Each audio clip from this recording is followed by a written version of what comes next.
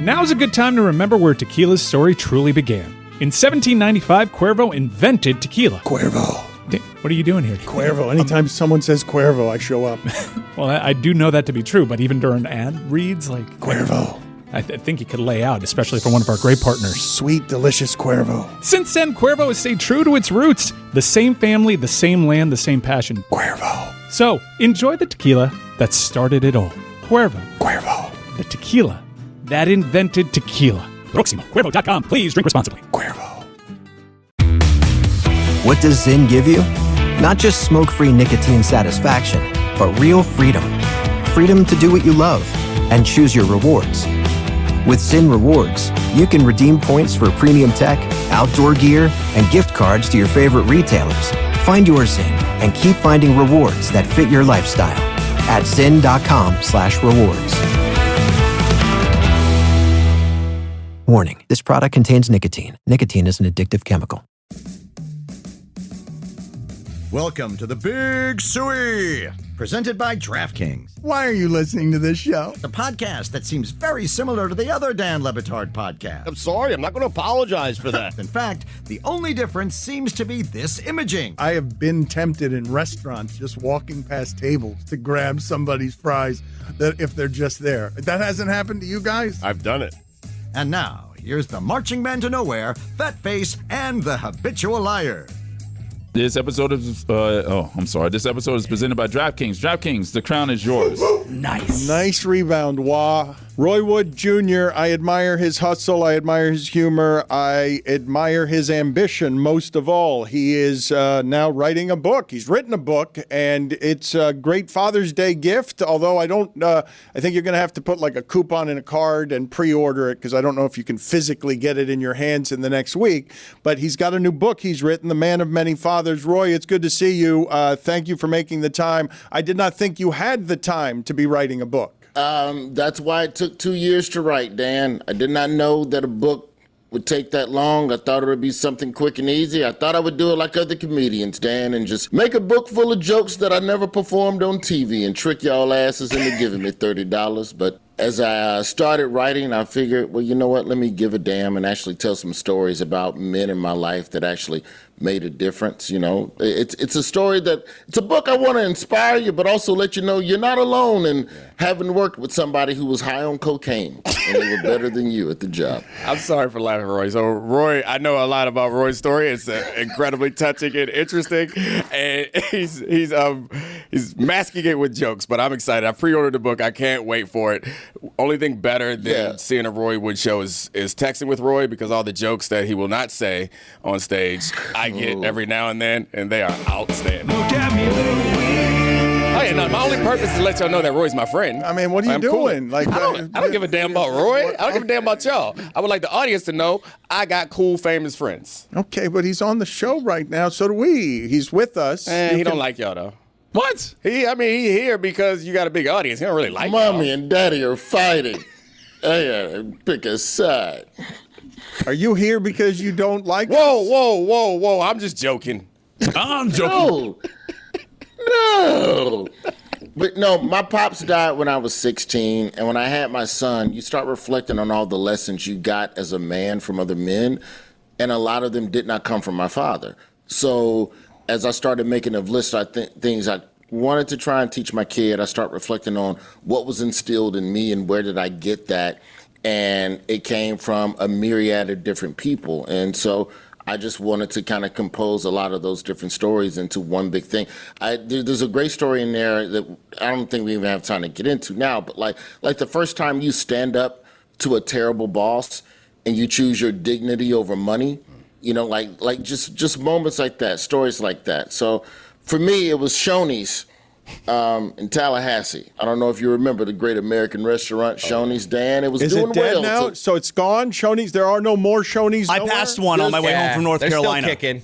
They're still kicking. Yeah. Shoney's is still kicking out there somewhere. Let's.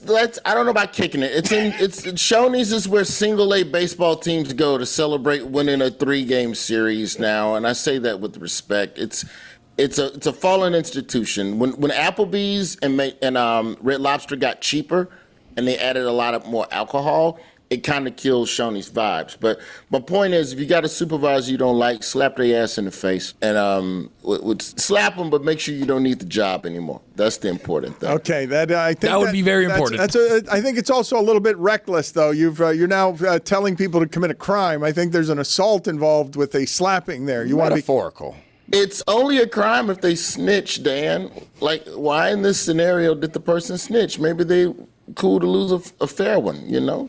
I did not know. I don't know what you speak of. I assume that if you slap somebody in the face, that that's going to result in problems that nobody around here needs. But I think we've all wanted to do that, and somewhere, I was curious why it is you tackle writing. Funny is really hard. Obviously, you do it well, but you're tackling here subject matter also that I would think would make you emotional, would it not? Very much so. And, when you look back at the idea of parenting, the problem is that when you reflect on where you learn things, you have to reckon with the fact that there are a lot of things you never got from your father, even when he was living.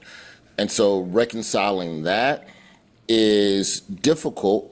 Because we're also, like all of us as parents as a whole, you want your kids to have a life that's better than the life that you had. So you want to work to provide that for your kids. While at the same time that I'm raising my son to have a better life, I'm reckoning with the fact that, well, I didn't have a dad like me. So in a way, you almost end up jealous of your own kid, but you're the reason that you're jealous of the kid. And so you constantly oscillate between being proud and happy that you're able to do these things, but also having a moment of reflection and that you never got that moment. And your father's passed, so you don't get to ask those questions as to why. And I think that's the thing that's the most difficult, is that when you have a parent that's good dad, bad husband, if that makes sense, it's hard to be able to not look at how he made certain choices in his life and not want to go, yo, man, what was your problem? Why would you do that? And get an honest answer. And so I think accepting the fact that you'll never have all the answers to why your parents did the things that they did, I think that's one of the most toughest things that we have to swallow as adults and push forward and just try and be better versions of them. So if you're offended by a boss getting slapped in the face, you're probably the boss that deserves to get slapped in the face. And also... And would snitch. And would snitch. Yeah, would call the authorities immediately if anyone slapped me in the face. And also, Roy, is there one lesson that you learned or that you share in this book that you would make sure that anyone who buys this book walks away with? For me, it's the idea of always knowing who you are and not allowing anyone to compromise that. And I think that's one of the first things that I believe the industry tries to ask of us. I believe it's one of the first things that significant others try to ask of us, if I'm being honest, because you can be with somebody and then that person may want you to conform and turn into something, that you aren't. I think that the idea of, I tell a story in the book about the time that I got booed at the Apollo Theater and the lessons that I learned from that. And a lot of that came from, I'm not going to say a pimp. Here's a sidebar question real quick. Let me just ask you as a black man. When you see a dude out on the curb, but he's not selling drugs, but you don't see any women, is he a pimp or a hustler or a drug dealer? Which occupation? Because I don't even think I gave this dude the right job title. Well, it depends on whether he has on a panky ring or not. Oh, no, he didn't have on a panky ring. He had on one of them super thick, all leather Averex jackets. Oh, that feels very hustler, drug dealer like to me. If he was a pimp, he's going through a lot of roster cuts, and he probably needs to make some free agent signings. I'll just say it that way. In rebuilding mode? Yeah, I think the biggest, but to answer the question, you can get lessons in life from anybody. And for me, having just got booed, I'm walking back to the hotel, in Elizabeth, New Jersey, which is pretty rough. And dude just comes up to me. I explained to him what's going on. He goes, man, I got shot 3 times. I'm still here. And he just walked off. And it was like such an insightful moment to have with just a random stranger. But the idea of knowing that you need to bounce back, that you can get back up off the ground, I think that's the biggest lesson that I feel like anybody can take away from this book. And, it's a great Father's Day gift that you won't get until the end of October when it comes out. No, I mean, I think it's powerful. Learning from other people's experiences is really hard to do. As a father, I know, like, trying to teach my kids based on things that they haven't experienced. I'm so impressed when they can internalize it, even though they don't understand it, they haven't experienced it yet. But the biggest thing that I'm working on with my kids right now is taking responsibility. I don't need a story. You messed up. That's it. How do you teach that, though? That's the thing, is that we come up in different struggles, like all three of us, right? All with respective super blue collar, middle class, lower class upbringings, just depending on what job your parents got that particular year. How do you teach that type of struggle when your life is different? I rode an airplane 3 times total before the age of 25. My son is Delta Sky Miles Gold Medallion. He's 9. I remember telling him one night, I was like, if you keep this up, we're gonna fly Spirit. And he cried. Oh, he cried. So I think those are the things that I struggle with, even with this book, man. Like, it's not like you're going to read 12 lessons and go, I have all the keys. It's just, here's a couple of values that I learned from various people, some respected, some weird, some random street hustlers going through a rebuild on a corner in New Jersey. So, to me, I think that we just have to always realize that, I'm 46, I'm still learning about parenting. I'm still gathering knowledge from people, and sometimes from people younger than us too. I think that's also a mistake that we make at a certain age, is that we think because you ain't got as many gray hairs as me that you don't know anything, and that couldn't be any further from the truth. I like envisioning your son at 9 years old walking to the front of the line of the lounge and just pushing his way through. Excuse me, sir. Yeah, I'm here. Let me in. My favorite thing to do now with my son, Fox, my favorite thing to do is give him his own boarding pass and let him board with the boarding group without me, and just let him cut in front of those Zone 3 ghettos. I'm Zone 2, you bitch. Get out the way. Because we're teaching him, like, how to assert himself and all that stuff. So one of the first things, especially as a New Yorker, you got to learn how to throw them bows and get through the crowd, man. Folks, no one's going to give it to you, man. You got to weave and bob, and, New York, you got to shove. You got to check somebody into the glass to get with your boarding group. So it's those little moments like that where I'm like, yeah, that's my boy. Then he can write a book. The funny thing about that is what you're saying is, like, there's a balance and there's a time for everything. And I think oftentimes we want these firm rules to, like, always be like this, always be like that. Like, there's a time to be assertive. There's a time to be deferential, and understanding that is something that you have to learn. I have a bunch of stories similar to that. On our way down to my family, we're down here for a little bit of a Miami vacation. And before we left, my wife was like, hey, go get your goggles, pack your goggles. My 12-year-old son was like, we'll just get some when we get there. Oh. With what money? Entitlement. I was like, what? Entitlement. No. What? If you don't get your ass in the garage. No, that's too late for that. It's too late for that. What do you mean? You don't get your ass in the garage? It's already there. If he's already grown up in a way that makes him expect to get the goggles when he gets there. Get your ass in your garage ain't going to correct that. Find the goggles, they're in the garage, man. Put it on the poll, please. In New York, do you have to shove? Can you guys look up for me, please, the number of Shoney's that there are in America? Because I don't believe... I know there's one in Gatlinburg, Tennessee. Definitely one in Orlando. Definitely one in Orlando. Okay, and it needs to never die. Shoney's and put that on the poll as well. Do we need to make sure that Shoney's never dies? But boot at the Apollo, though. I'm sorry to interrupt you. You don't have one that hurts more than that, do you? Oh,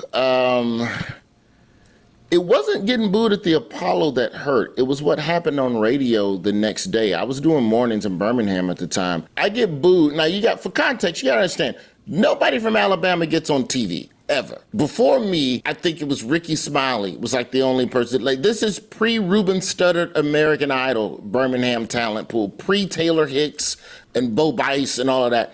Bro, I got booed. I'd go on the radio the next day after my episode airs like a week later. The day after it airs, somebody calls into the station and goes, yeah, tell Roy if that's the best he can do, he need to start telling people he from Montgomery. You ain't ripping the crib right. Click. Oh, no. That hurt because that person was looking forward to be doing well and representing. It's a lot of responsibility, man. When you from a place that don't get put on much, you're supposed to represent. You got to over-represent. And I did not represent that night.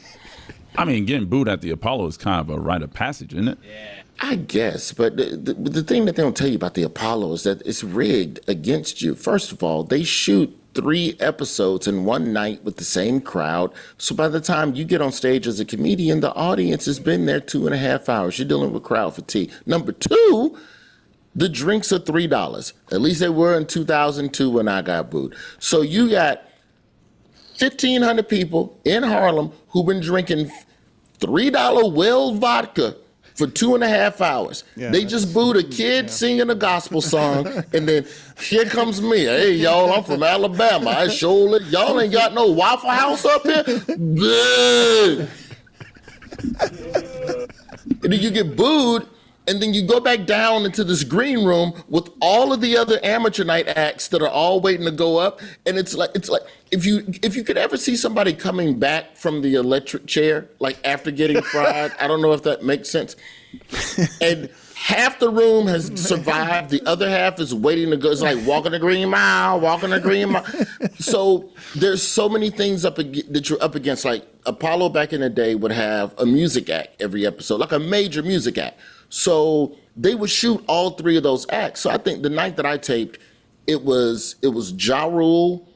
I think Faith Evans came. Ja Rule did 2 songs for an episode. Faith Evans came out, did 2 songs for an episode. And then it was P. Diddy and the Family. They did like a whole medley, whatever, like that. That was how the show started. And then you do all the Apollo kids. Then you do the real amateur. There was a man in my episode. I wish I could find the whole episode, bro. There was a man in my episode, Showtime at the Apollo. He was a black guy in the 60s, roller skating melodically to Lou Rawls, and they didn't boo him. And I'm like, really? That's what we're letting across the... Look, I know this is a place for black talent, and we get to showcase the best of blackness, but what are you going to do with the roller skating to Lou Rawls? What is there a talent agent in the crowd? You got all the gifts, kid. What's your name? Mr. Stanley? Oh, Mr. Stanley, good to me. Yes. Where does this go? Sandman got to get out there on that one. You got to do your job, Sandy. You got to get out there. Nah, it was also, they respected him because he looked like he was marching back in the day for our rights. Okay. I get why you didn't boo him, but it's just, that's not fair. That's not the opener. I got to disagree with you there. Like, I understand that the reason that we had this theater, it could perform at this point, is in part because of the sacrifices he made. But don't soil our stage with this foolishness. Yeah, if the family's listening, I'm sorry. I hope you're somewhere still roller skating to Lou Rawls. Come open for me. All right.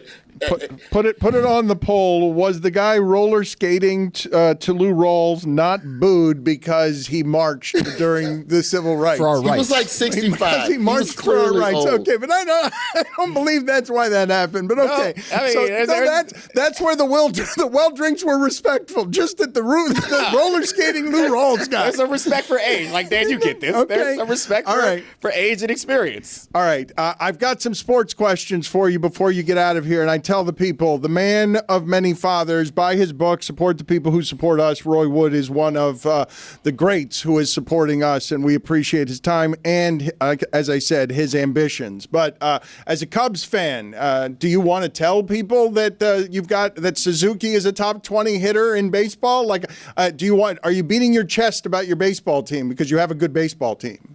No, because I want us to be good quietly. And then in October, then we can start playing with pressure.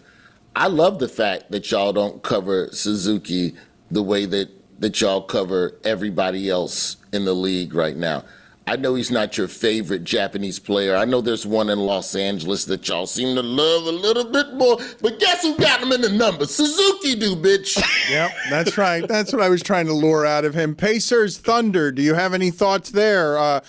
This is not obviously a series that America is going to embrace for viewership reasons, but it's great basketball. It's fun basketball teams. If you appreciate basketball, you got to love it. But, I think this is when the NBA needs to, like, when you have a Middle America NBA Finals, this is when the league has to start paying influencers to go to these games. Like, you gotta get Timothy Chalamet and just, hey, would you mind just sitting courtside in Oklahoma on a Tuesday night, please? Just, you because that's where the finals are supposed to be where the casual fans come in. I think that's probably where the league, they'll never admit it, but they're probably behind closed doors going, we need it New York. But you're going to get a good series. You're going to get a deserving champion. Halliburton has shut up everybody's mouth. Don't know how I feel about the nickname Halliban. Yeah, but it's tough. But outside of that, I'm fine with the finals. I'm not here to create a whole new debate, but, it's that one flies a little too close to freedom and dead veterans and. Damn, why you ain't ask my man about the Stanley Cup final? It's happening right now. You ask him about basketball? Well, baseball. I did ask him about baseball. Well, the Atlanta Thrashers have a good chance in the Stanley Cup final. As we all know, my favorite NHL team is the Atlanta Thrashers. The name of the book is The Man of Many Fathers. I want to play this sound for you and get your thoughts on Tom Cruise. Tom Cruise, I'm sure your book is not as emotional as this is, as Tom Cruise is about Father's Day. Also, I got to ask, Father's Day is just around the corner. What would an ideal Father's Day look like for you? Hey, just having fun, man. Making movies, big adventure, having a great time. I love it. Nailed it. I love it. Don't you ask me no other questions, heifer. I told your ass before we turned the camera on that we're talking about the airplane flips. Ask me about the submarine. Ask me about the sky. That's it.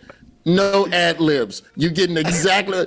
Respect to Tom Cruise, who rarely surfaces ever for media. Y'all ain't gonna never get him on the podcast because of behavior like that. That's what you get. Try to trick him.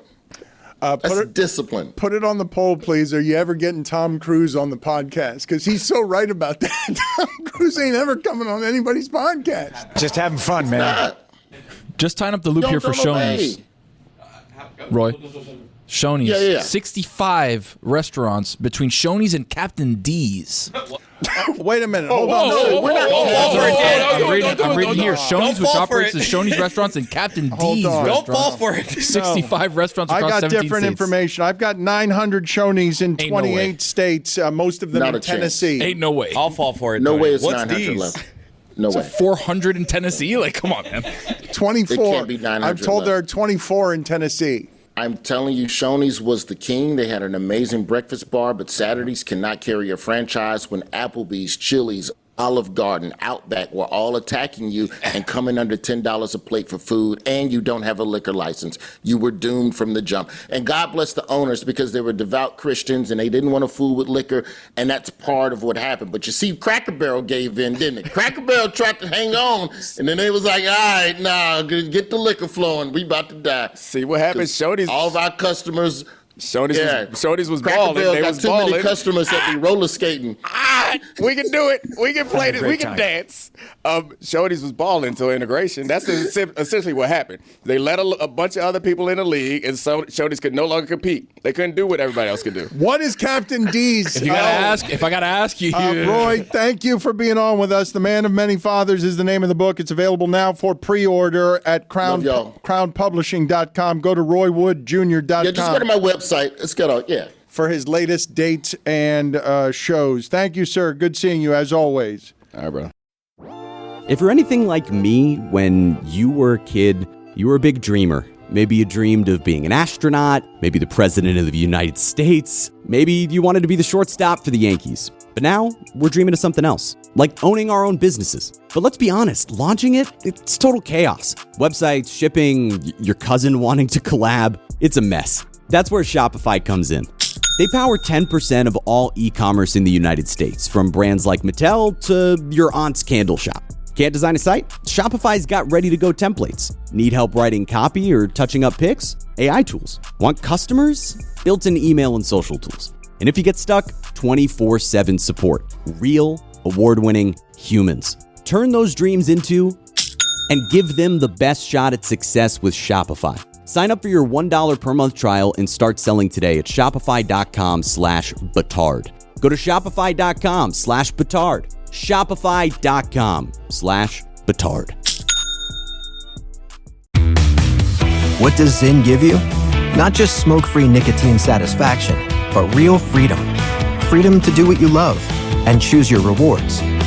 With Zyn Rewards, you can redeem points for premium tech, outdoor gear, and gift cards to your favorite retailers Find your Zyn and keep finding rewards that fit your lifestyle at zyn.com/rewards.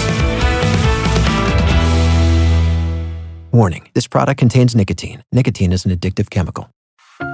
We all think we know where our money's going until you actually look for it. And it happened to me between food delivery, teething rings for the baby, random Amazon orders. Life and things add up fast. That's where Monarch Money comes in. It's like having my own personal CEO, but one that doesn't judge me for ordering sushi 4 nights in a row. Listen, my wife really likes spicy tuna right now. What do you want me to tell you? Monarch brings all your accounts, credit cards, and investments together so you finally get the full picture. We started using it to track our spending and set goals that feel real. And you can see everything clearly, what we're spending, what you're saving, and what you should be doing. And it's not about restricting you, it's about helping you build the life you want. Whether you're juggling money solo or trying to get on the same page with someone else, Monarch makes it simple. It's why over 1 million households are using it and why the Wall Street Journal named it the best budgeting app of 2025. Get control of your overall finances with Monarch Money. Use code Dan at monarchmoney.com in your browser for half off your first year. That's 50% off your first year at monarchmoney.com with code Dan.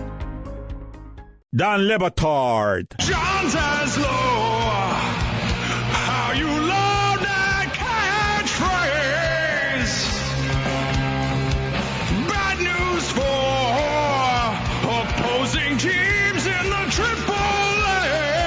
Stugats. He's all smiles till LeBron's a clutch again, clutch again, clutch again.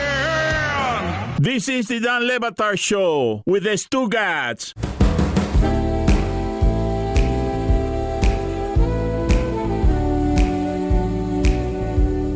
I wanted to ask you guys a handful of questions. One, going back to what we were saying before, I still haven't been able to shake off of me Chris Cody shaking his chest and yelling at everybody, "We broke them mentally." I don't feel like he should be inserting himself in that breaking the way that he is because he had 3 beers at the concession stand during the game. 4 years season ticket holder. Territory member. Been a season ticket holder before Kachuk was here. All right? Those are bona fides, but you saying we broke them mentally is a bridge too far for me, is what I'm saying. You saying that that you had anything to do with Connor McDavid's breaking. You don't think at Connor McDavid's, someone points in the direction of Chris Cody and says, "Buddy broke you." Yeah. If that crowd wasn't there last night, Dan, it would have been a lot tougher for them to have all that momentum. I was there screaming my head off. I annoyed the guy in front of me. When they do this thing, as the players are walking out, they're like, "Get up, wave your towel," and scream. So what did I do last night? I got up, I waved my towel, and I was like, "Ah!" And I was so lost in the scream that at one point the guy in front of me looked back like, dude, and my wife was just embarrassing. My wife is standing for that guy, right? That guy wasn't yelling. You getting the turnaround look. What? That's embarrassing. Look, guys, we're trying to be Edmonton here. Did you see that barn? That barn is loud. Okay, when they come out, that is the time of the game when we need to be at our loudest. And I wanted to do my part, and the guy in front of me got a little annoyed. You made Dominique snort from waving your towel. The announcer's like, "Get up, wave your towel." Khaled? And he goes, "Here they..." No, it's like that deep voice. It's like their intro voice guy. "Here they come." And they show Bobrovsky leading us out. And I'm just like, ah! You got lost in the scream. And the guy in front of me was just like, what? Yes. Dude, a minute of this? You're still screaming? It wasn't the towel waving that made me snort. It was a couple different things. So Tony's doing the show for me in my ear, which is fantastic. And also, the video room is doing the show for me on the side screen, which is also outstanding. Whoa, I was trying to listen, but what happened? What they are doing to Zaz's face happened? is outstanding. So Megamind has made an appearance again, and I'm pleased that the video team is amusing Dominique, and it is a lot of forehead. It is a substantive amount of forehead. Zaslow, I didn't realize that the backward caption. Oh man, that's not fair. Yo, that's not fair. It made you blue. Not doctored at all. The what size. You thinking about? They just colored everything. Yo, that's bullshit. That is how you play hockey, though. It is. We can all agree Captain D's. What is Captain D's and what is the real information on Shoney's? Because Dan, I don't know who told you there was 900 Shoney's I will around. tell you. I will tell That's you. Shoney's propaganda is what that is, Dan. You know what? You shouldn't fall victim to propaganda. Danny's fired. No. Yeah. Danny's said 900 to me too. Danny's not fired, but there's 55. No. We're gonna somebody get a camera. Somewhere in between. Danny, come on in here, Danny. Danny, don't point. No. Danny, come on in here. Stunt Danny, come in here and go to the microphone and stand next to Tony and explain to me. No, don't show me. Don't show me your Shoney's Google search. Oh, it's AI. Don't show me. No, no. Listen to me. Listen to me. You guys cannot give me information in my ear that has not been vetted, that you're allowing Elon Musk's drunk robots to control because you don't know how to do the internet anymore because all of the robots have taken over the searches. I just searched the same thing, and the AI response for me says 58 locations across 15 states. Okay, so Tony, I owe you an apology. Thank you. Because I should have trusted your research. You know I'm thorough. Stunt Danny, explain yourself here. Big moment here. Don't be nervous. Stunt Danny, you're sitting in for Lewis, whose judgment is very bad. Don't be nervous when you talk. Listen, Forbes is a trusted article. I didn't look at the year because it's a tight window. I didn't look at Wikipedia because Wikipedia is worse than AI. Well. Okay, well, that didn't sound like an apology. It didn't sound like accountability. It didn't sound like anything other Dominique, than we need to just teach Danny accountability too. Last time I was down here, we had a big conversation about accountability, and everyone at the show, we discussed and we understood what accountability meant. We thought, and now we got to start over. So, Danny, next time you come here, I owned it. Hold on. I owned it. No. Can we get back to yesterday? You had a whole bunch of excuses. Yesterday, we have a meeting because at one point, Video played the wrong video yesterday. And in our recap meeting after the show, he goes, I'm going to be accountable here. I played the wrong video because multiple people were talking in my ear. It's true. So this is what I would suggest, Danny. My bad. I got you next time. That is not the Metal Lark way. I got you next time. There it is, Danny. I see you, baby. But this was next time. Yeah! Oh, that was terrible. Minor penalty, 2 minutes for adding nothing. Usually you do the full elevator. He bailed on it. Well, he can't do the full elevator because of the shape of his body. He can't go down any floors because his elevator gets trapped halfway. Captain D's. Cut to me, guys. He looked at his watch and then midway through, cut to me, guys. Oh no, he's not there. Danny can't cut to you. Danny does the cuts. There you go. It's and then he was like, oh, ow. Yeah. Oh, ow. Dan, so Captain D's, part of the Shoney's brand. There's a couple of them out there, and they're a beautiful, fast casual seafood restaurant. And what I was telling Dominique is that they have a beautiful grilled white fish. They don't say what kind of fish, but we know it's white. Put it on the poll, please, at Le Batard Show. Is there such a thing as a beautiful, fast, casual seafood And notice how I restaurant? said fast casual. It's not fast food. No, It's listen. fast casual. It's good food fast. I know what you said, but what I'm saying is my fish, I need it to be neither fast nor casual. White, at least. No, I have a color. Hey, it's white, though. Don't worry. So that's the poll question. Beautiful, fast, casual. Is there such a thing as a beautiful, fast, casual seafood restaurant? Because that's why there are so few Shoney's still existing in America, because everyone knows that you don't want to go fast, casual on the seafood. So is it 55 or 900? Well, no, I think we got it right. Thank you. We'll get to the bottom Not of 900. Not Danny at a microphone, not Danny doing the elevator, not Danny talking in my ear with any information gathered from the internet. I think that's the lesson that's learned. And also, not Danny when it comes to accountability unless we stop him in his tracks and Dominique lectures him about it.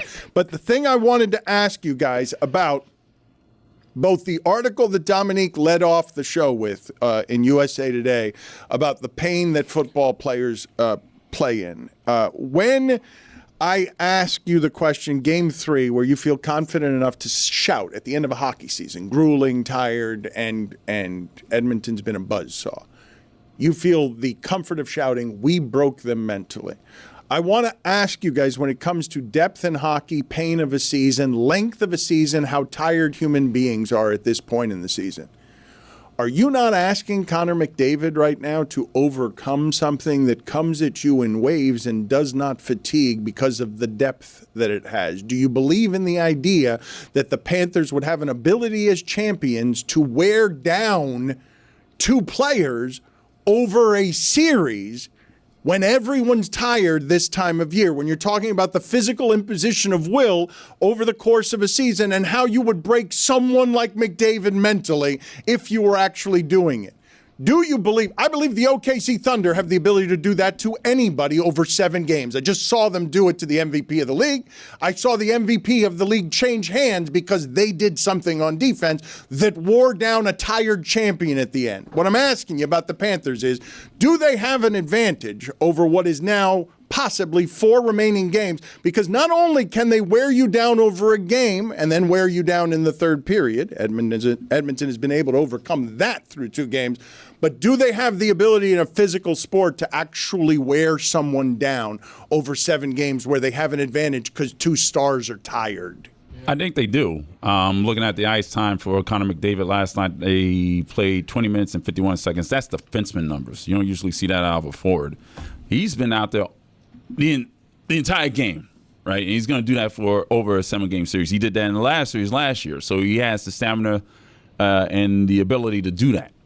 But the Panthers are going to end up wearing him down. He's going to end up making mistakes, creating turnovers and everything like that. So, yeah, I think they do have the ability to wear down everybody around Connor McDavid, including Connor McDavid himself. I feel like Gustav Forsling, who's struggled in this playoffs, this series he's been great because he's really the only guy. And nobody can skate with Connor McDavid, but he's by far our best skater. And there were multiple times last night to joke about get in front of him, block him, where Gustav Forsling is affecting Connor McDavid. And he's always out there with them. So Gustav's minutes, I don't think, are crazy, but he's always out there with Connor. So I think Gustav has been a Connor stopper, or at least containing Connor so far. The thing that I want to present to you guys, and in the context of this USA Today article that I want to talk about, the wear of this sport and how injured guys are. I want people to appreciate. I know hockey fans, like the deepest hockey experts, appreciate what I'm about to say. I hope they appreciate what Connor McDavid is being asked to overcome here. You can hate Florida, you can think McDavid a choker, but when I see him spin through Barkov that way, I'm like, wow, that's special, but can it be ground down by 20 men? By 70 lines of we're just going to keep flogging you with a bunch of above average people because our depth is unholy. Well, and the key is, like Roy mentions, you got Connor McDavid who's on the ice, defenseman type minutes, like 27, 28 minutes a game. He's still on the ice for less than half the game. And I think sometimes that's lost on us, where, yes, he's the best, but he can't be on the ice all the time. And it's over the course of a particularly long season, a grueling playoff run, an emotionally and physically grueling playoff run. To push through that stuff, I think, is really difficult. And we often do this with basketball players after they lose. We're like, well, what's his injury going to be if he played poorly in a playoff series? We kind of like wave our hand at it as if it's not a big deal, and then you read some of these articles or you read about what it actually feels like, because we get desensitized to these injuries because we hear them so much. Like, go get turf toe. Just forget getting turf toe. Just go ahead and bump into a wall real quick. Just knock knees with somebody and see how you feel. And like the Armstead piece, it was on a podcast that he was being interviewed, and he said after games on Sundays, he could not walk under his own power until Wednesday or Thursday. He never practiced because he could only move in a football-worthy way under painkillers since the 3rd year of his freaking career. That's the guy we had protecting Tua? Jesus.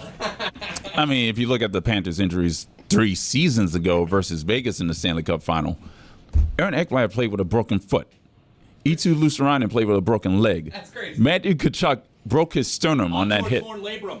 Can you imagine, like, I'm sorry to pick on Danny, but Danny can be a symbol for a lot of us. But can you imagine if Danny, who just came in here and blamed the internet for his Shoney's mistake, was in here on a broken foot?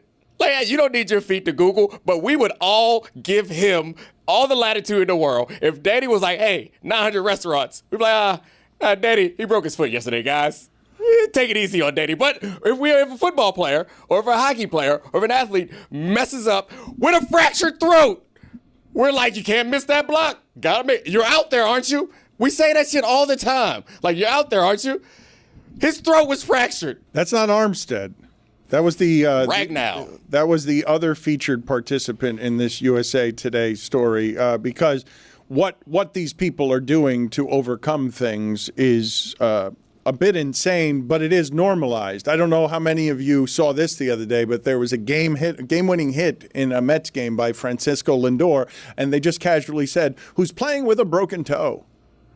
And I'm like, ooh, that sounds unpleasant to be sliding and doing things with a broken toe. And it also sounds unpleasant to get the painkillers in the feet that you would have to get so that doesn't hurt because you're playing with a broken toe. I think he's still second with that broken toe. Sliding feet first.